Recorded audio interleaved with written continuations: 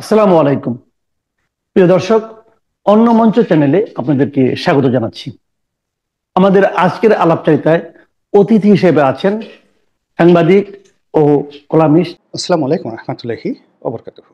সম্মানিত দর্শক, বাংলাদেশের প্রধানতম রাজনৈতিক দল বিএনপির মধ্যে এক ধরনের তৃপ্তির ঢেকুর লক্ষ্য করা যাচ্ছে। তাদের আত্মবিশ্বাস বেড়ে গিয়েছে এবং সরকারের সঙ্গে তাদের যে সম্পর্কে টানাপোড়েন যাচ্ছে, সেই সম্পর্কের টানাপোড়েনের ক্ষেত্রে বিএনপি মনে করছে যে তারা আপাতত বিজয়ী হয়েছে। প্রথম কারণ, দক্ষিণ সিটি কর্পোরেশনের মেয়র পদ নিয়ে তারা সরকারকে একটা ধাক্কা দিয়েছে। এটা প্ল্যান ওয়াইজ দিয়েছে। জনাব এরশাদ তিনি বলেছেন যে মেয়র পদ পাওয়ার জন্য নয়, সরকারকে একটা মেসেজ দেওয়ার দরকার ছিল, সরকারকে বুঝিয়ে দেওয়ার দরকার ছিল যে একটি সংগঠন তাদের জন্য কতটা ইফেক্টিভ এবং বিএনপিকে চ্যালেঞ্জে নেওয়া সরকারের জন্য কতটা ঝুঁকিপূর্ণ এটা প্রমাণ করার দরকার ছিল। এক, দুই নম্বর হলো যে এই ঘটনার মাধ্যমে সরকারের যে লিপ্সা অভিলাষ এবং তারা যে ক্ষমতা আঁকড়ে রাখতে চায় এবং সব ক্ষেত্রে তাদের নিজেদের লোকদেরকে তারা ক্ষমতায় বসাতে চায়, এই যে তাদের যে একটা প্রবৃত্তি, তারা যে রাজনীতিবিদদেরকে ঘৃণা করে, এই জিনিসটি প্রমাণ করার জন্য তিনি মূলত এই মেয়র পদ নিয়ে আন্দোলন করে যাচ্ছেন। তিনি জানেন যে সরকার অনড় থাকবে, কিন্তু এই কাজটি যদি তিনি না করতেন তাহলে সরকারের মুখোশ উন্মোচন করা সম্ভব ছিল না। এবং তার সেই যে আন্দোলন, সে আন্দোলন এখন অব্যাহত রয়েছে। তিনি সেই পবিত্র ঈদুল আজহার আগে সুদীর্ঘ সময় ধরে কার্যত নগর ভবন অচল করে রেখেছিলেন। তারপর একটা নির্দিষ্ট সময় পর্যন্ত তিনি প্রধান উপদেষ্টার বাসভবন যমুনাকে অচল করে রেখেছিলেন এবং পুরো ঢাকা শহরের যে সিস্টেম, ট্রাফিক ব্যবস্থা, জনজীবন স্থবির হয়ে পড়েছিল জনাব এরশাদ সাহেবের আন্দোলনের কারণে। শাহবাগ থেকে শুরু করে যমুনা পর্যন্ত, যমুনা থেকে শুরু করে পল্টন ময়দান, তারপর সেখান থেকে মৎস্য ভবন, মৎস্য ভবন থেকে হাইকোর্ট, হাইকোর্ট থেকে গুলিস্তান, গুলিস্তান থেকে একেবারে নগর ভবন।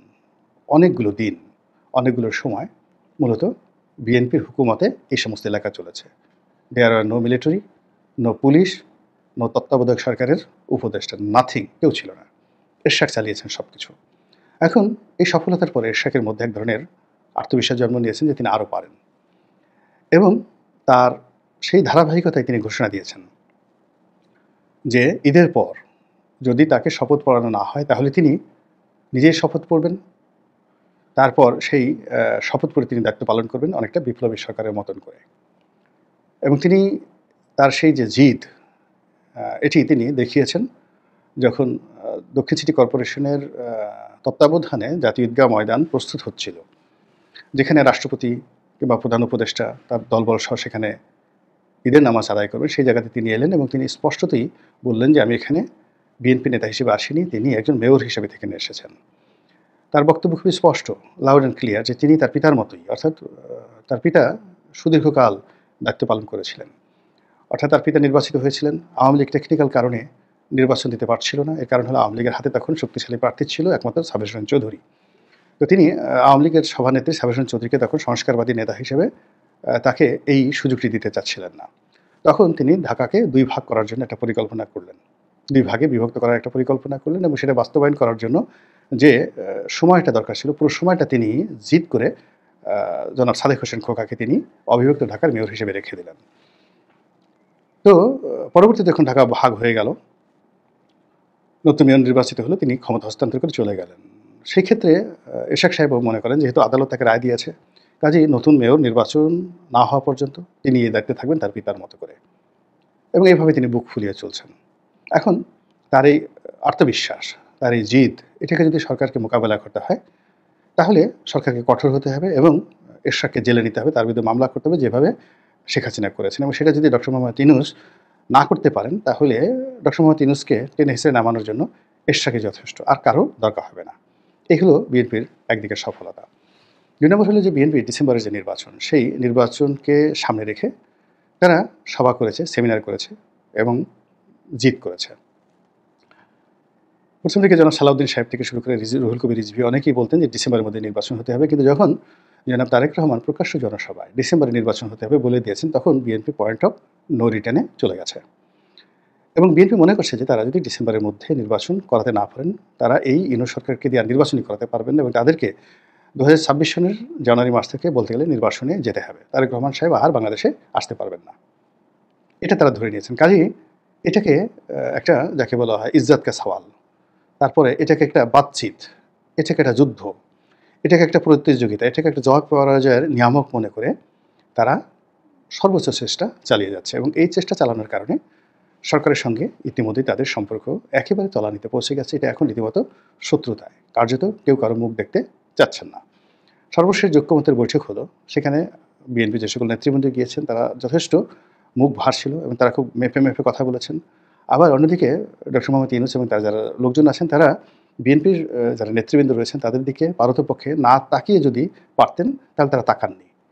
তারা বরং এর সাথে জুনায়েদ শেখের সঙ্গে কিংবা জামাতের নেতার সঙ্গে কিংবা এনসিপি নেতাদের সঙ্গে তারা খোশ গল্প করতে ওই সময়টাতে স্বাচ্ছন্দ্য বোধ করছিলেন।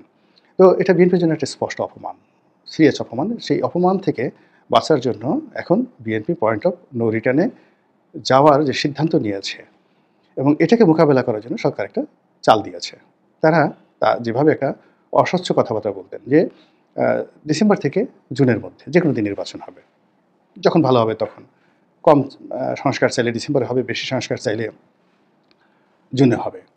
তো এই যে একটা গাছড়া ভাব, এই গাছড়া ভাব দিয়ে মূলত বিএনপিকে ক্রোধান্বিত করা হয়েছে এবং বিএনপি সেই জায়গা থেকেই সে বলছে যে না, সমস্ত চলবে না, যা কিছু করতে হবে সেই ডিসেম্বরের মধ্যেই করতে হবে। এবং এই কারণে ডক্টর মোহাম্মদ ইউনূস একটা ঘোষণা দিয়েছেন যে না, এপ্রিলে হবে। তাহলে কি হলো, জুন থেকে নেমে তারা আরও 3 মাস পিছিয়ে আসলো এপ্রিলের প্রথম সপ্তাহতে, অর্থাৎ এপ্রিল মাস, মে মাস, জুন মাস, এই 3টি মাস তার এগিয়ে এলো। আর অন্যদিকে যাকে বলা হয় বিএনপির যে দাবি ডিসেম্বর মাস, তার সেখানে জানুয়ারি, ফেব্রুয়ারি, মার্চ, এই 3টি মাস।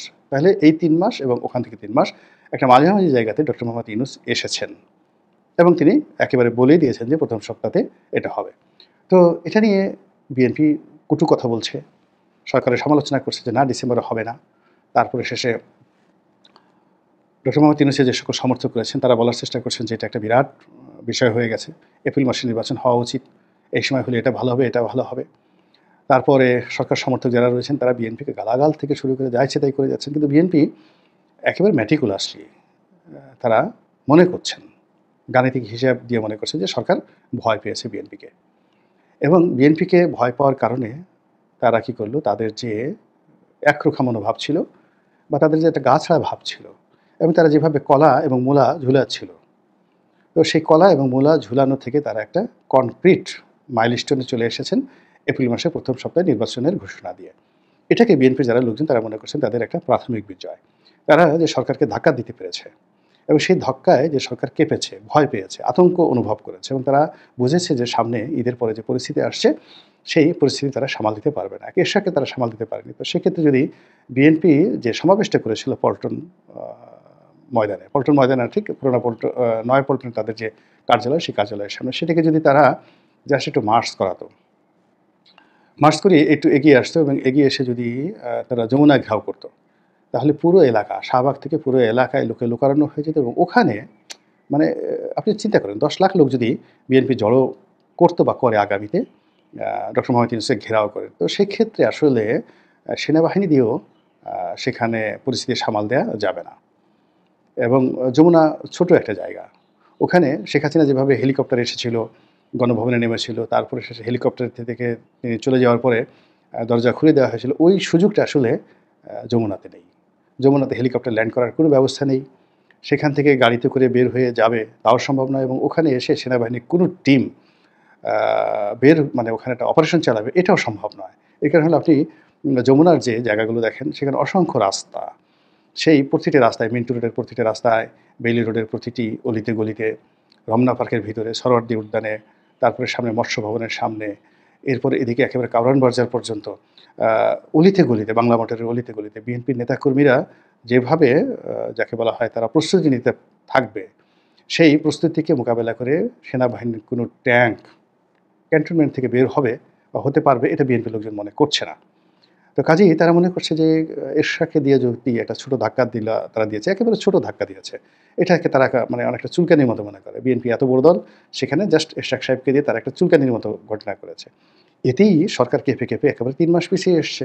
তো কাজেই তাদেরকে যদি আরেকটু ধাক্কা দেওয়া হয়, মানে এরশাকের মতো আরও 2-4 জন লোক, যেমন যুবদলের নেতাকে দিয়ে, সভাপতিকে দিয়ে যদি একটা প্রোগ্রাম দেওয়া হয়, স্বেচ্ছাসেবক দলের সভাপতিকে দিয়ে যদি একটা প্রোগ্রাম দেওয়া হয়, তাবিতাওয়াল এবং এরশাককে দিয়ে যদি আরেকটা প্রোগ্রাম দেওয়া হয়, 3টে প্রোগ্রাম যুগপথভাবে যদি উত্তর সিটি কর্পোরেশন চলে, দক্ষিণ সিটি কর্পোরেশন চলেন, পুরো ঢাকা শহর 24 ঘন্টার মধ্যে কলাপস হয়ে যাবে বিএনপির দখলে। তখন ডক্টর মোহাম্মদ ইউনূস ডিসেম্বরে নির্বাচন দূরের কথা, রাগ করে বলবো যে আরে বাবা ডিসেম্বর লাগবে না, আগস্ট মাসে আমি নির্বাচন দিতে যাচ্ছি, ইভেন টুমারো। এবং এটা বিএনপির লোকজন বিশ্বাস করে। তো এরকম একটা মনস্তাত্ত্বিক যে অবস্থা বাংলাদেশে চলছে, তারই মধ্যে এখন লম্বা পবিত্র ঈদুল আজহার যে ছুটি, আর এই ছুটি উপভোগ করার জন্য মানুষজন গ্রামে চলে গেছে, দেশ কর্মহীন। আর ডক্টর মোহাম্মদ ইউনূস এই সময়টাতে লন্ডন চলে যাবেন।